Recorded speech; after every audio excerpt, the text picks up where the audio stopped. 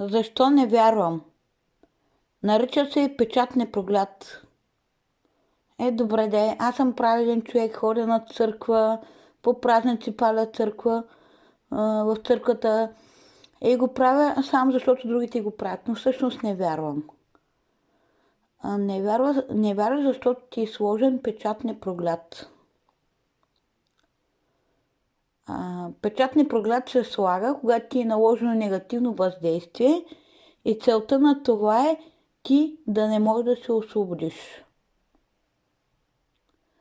Да останеш завинаги роб.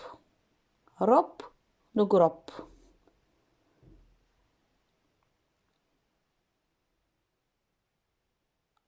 Ако решиш да повярваш, може и да се освободиш. Но печата трудно се чупи.